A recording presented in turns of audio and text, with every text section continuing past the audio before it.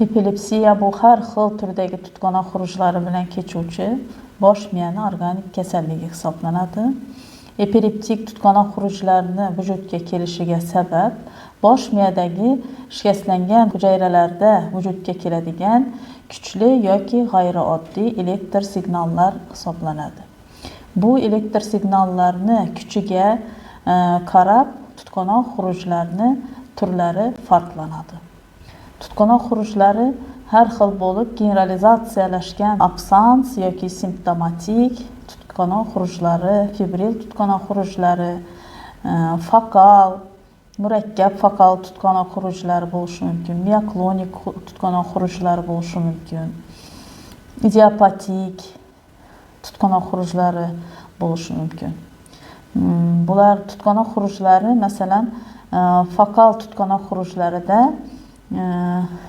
bemor yiqilishi mumkin, unda titrash xurujlari kuzatilishi mumkin, lekin hushi joyida bo'lishi mumkin. Ko'ziga har xil narsalar ko'rinishi yoki ko'z oldi qorong'ilashishi yoki bo'lmasa har xil hissiyotlarni sezishi mumkin.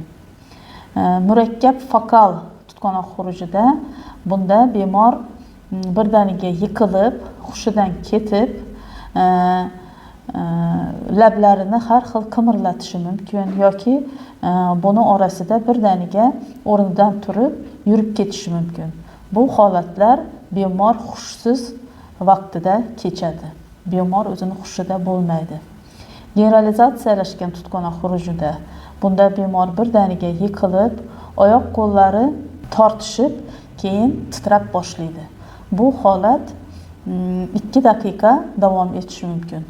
Buni orasida og'zidan ko'pik ketishi mumkin yoki tili tomog'i tomon tortishib tiqilishi mumkin.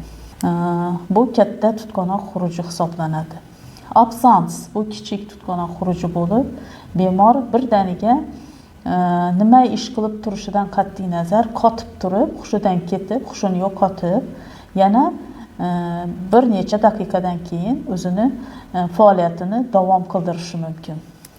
Bu absans tutqanoq xuruji hisoblanadi. Bu ko'pincha bolalarda va o'smirlarda bo'lishi mumkin. Mioklonik tutqanoq xurujlari. Bu tutqanoq xurujlarida bemor hushi aralash